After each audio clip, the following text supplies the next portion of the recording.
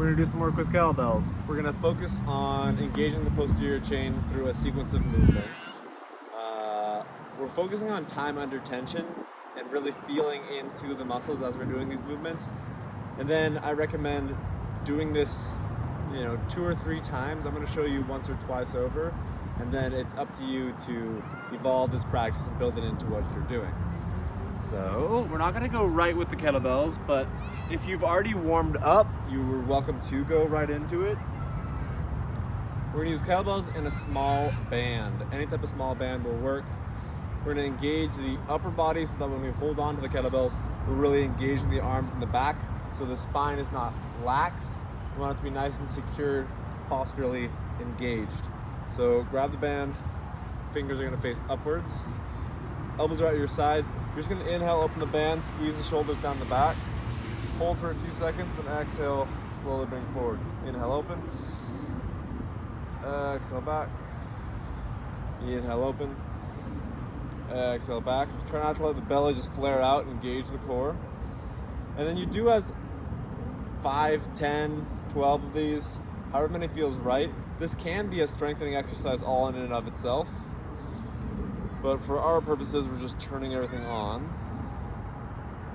Okay. And while you're here, you can use this as a little opportunity to open up and mobilize the shoulders as well, right? So you can then flip the hands over, inhale, draw the band up, core engaged, front ribs not flaring.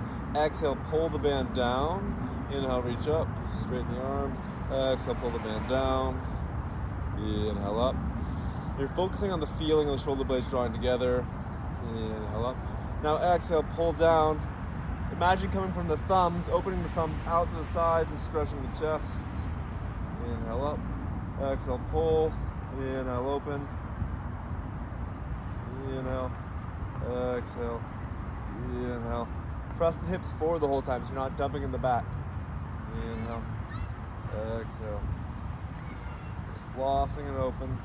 Okay, bring it back in front of you. Open up diagonally. Reach. Exhale. Inhale. Exhale. Just a few. And because you've been doing this for time now, you'll start to be like, oh, my shoulders are turned on. That's the point. That's what we're going for.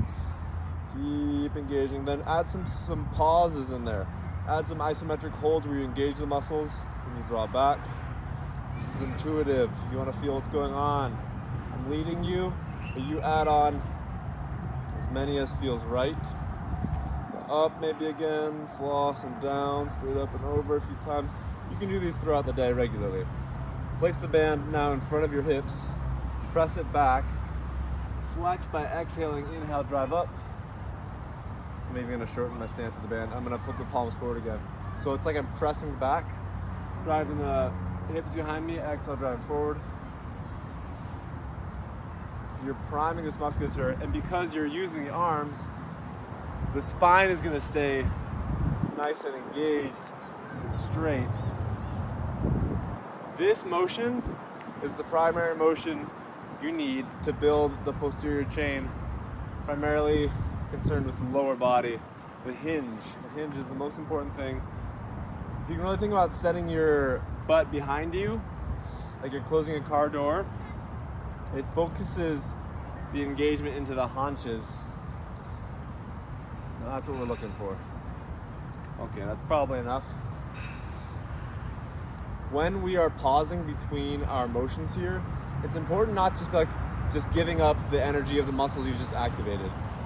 That is fine for bodybuilding, but if you're doing a flow type of movement where you're really trying to draw internally and understand what's going on and develop a more dynamic, functional type of muscle, say you've just worked the legs in a really big way, lots of dynamic up and down, whatever type of movements, do something that is warrior-esque. Something like a warrior pose where you're stretching but stabilizing and drawing everything together. Holding an isometric lunge like this is one of the most stabilizing things you can do if you like to run, if you like to do fast types of movements, because you're drawing everything towards the center. At the same time, you're actively stretching into the front of the hips and really engaging everything towards the middle. And then drawing yourself towards horse. This stance is extremely functional. When your legs can hold this for a long amount of time, you can translate that into every type of pull-push movement afterwards. Okay, we're gonna move on to the kettlebells. So you can have one kettlebell, two kettlebells, doesn't really matter. You can increase the weight when you are ready to handle that type of load. Be very intelligent and intuitive. I'm gonna go diagonally so you can see a little bit better. I'm starting with a nice wide stance. My emphasis is driving down through the ball toe mound of the foot, like I'm picking up the toes. If you can do this barefoot on grass, it is the best. It's for sure a lot better as far as your ability to draw into the ground to connect. Reach your hips back. Keep the spine nice and tall. Clasp onto the bells, okay? And then drive the hips forward, hinging. Inhale back, exhale. Squeeze the glutes, inhale back, exhale.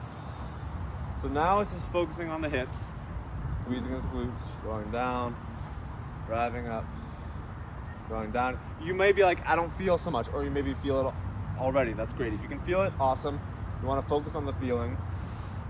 If you can't feel it, that's okay. Make sure you're not dumping into the low back.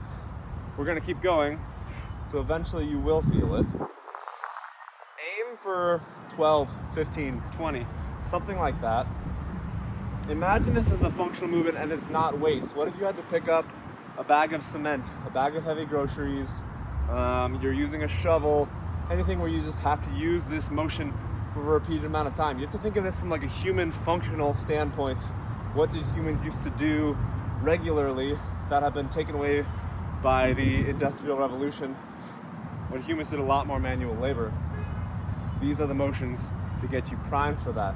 So say you've done enough, probably have at this point. Widen your stance more towards that horse with the engagement in the backside. Sink down, ballet style, and then drive up. If you don't have the hip mobility and flexibility for this, don't go super deep. Feel into each motion. Drive, lower, be intelligent, drive, lower, drive. You're now just changing different vectors of how you are engaging the muscles through these different angles, these different lines of force. Keep going. Know that you can shift into a different position, but there are still like, be fluid, but there are still some fundamental principle, scientifically validated rules of particular amount of reps train the nervous system, which then train the muscles. So 12, 15, 20, something like that. 10 if you're going high weight, but we're not here. Okay, you can do more hinges. We've done everything wide before, now we're doing it nice and close, tight together. This is like standing posture in yoga, whatever that may be for you. My toes are gonna be close, they can be slightly farther apart. Brace to the core, just find mountain pose to begin with, then hinge the butt back. Keep the arms for the back, then drive. Focus only in the glutes. Underneath the butt, deep hamstring. Pull the flesh like that surrounds the femur back and then drive it forward. Strong breath. Really squeeze the butt at the top. Like you're trying to stop yourself from going to the bathroom. Pull back, draw it up. Pull back, draw it up. You should start to feel some things. If you haven't felt anything yet, you are a magician. Keep going.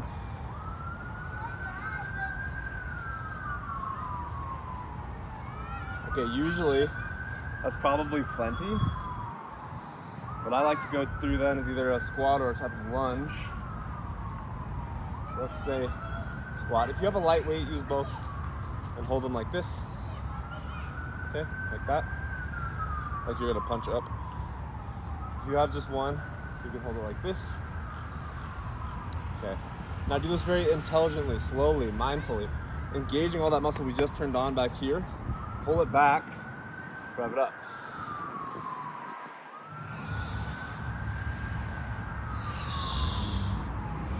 Feel into the ground. Notice what is working.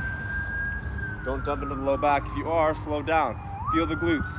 Corkscrew the feet into the floor. Drive up, lower down. Drive up, lower down. Notice what happens when you put pauses. Pause.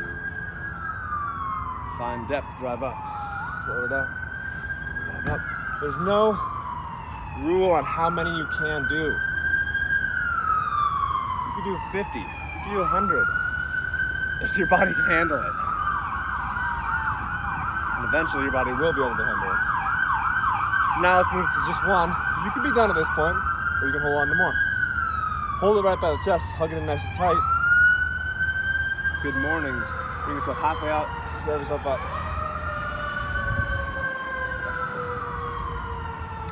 Colorful energy out here right now.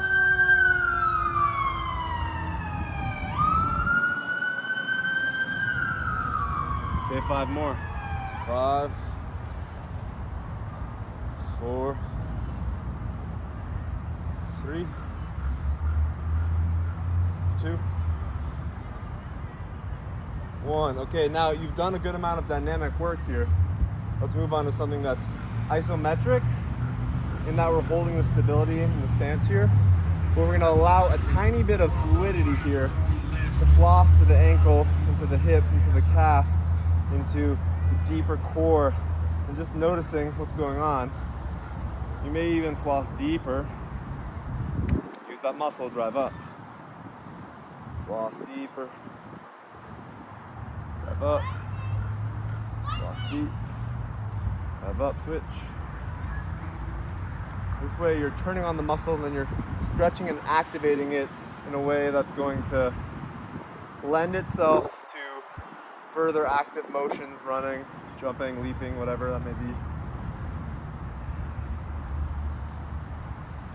It's always nice to pair a weighted movement with the body weight movement before and or after. Throughout the day afterwards, when you've really engaged your muscles, repeating that motion without weight afterwards forces blood back through the area.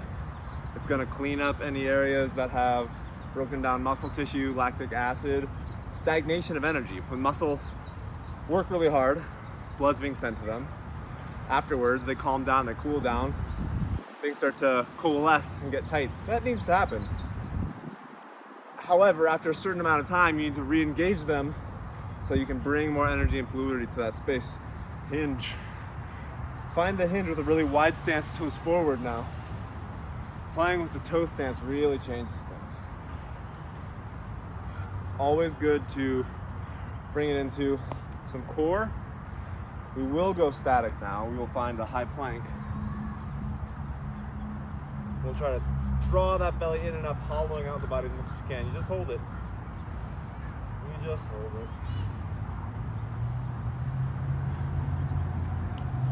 Breathe.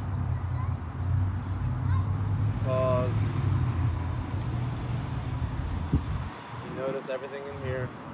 Ooh, let's add on. So you can hold this plank, or you can do what I just did. Reach with the opposite hip. Reach. Slow and controlled. It's not like, oh, I need to do a million of these. Like, no, I'm just dynamically challenging the balance here. The weight in the arm. Abdomen staying nice and firm. All this good position. When you do feel it's time to rest, bring the knees down, tuck the toes, sit onto the heels. Right? Very rarely do we stretch the bottoms of the feet, but we use them all the time. This is where you go internal, you find your breath, you prepare yourself for your next set, for your next sequence. It's nice, we've touched it, right? So we've touched these muscles, we've opened things up, but we haven't really done a lot to challenge them. Maybe it was challenging, that's fine. But we learn through repetition, right? No matter what that is, you are what you practice. So we learn as we do things a few times over. So you wait, you take, a minute, 2 minutes of rest, then you go back into it at bare minimum 2 times, probably 3. And then if you're really working hard today, 4 or 5. There is no limit. Just be intuitive and listen to what your body is telling you as you are progressing through these motions. Keep intelligently challenging yourself. Put this into your sequencing throughout the week 3 times or so. If you were to do 3 or 4 sets 3 times a week, you would be really finding a different engagement into your legs and how you draw into the earth. And that's what we're searching for, to build a foundational level of strength in an intelligent, compassionate way. Enjoy.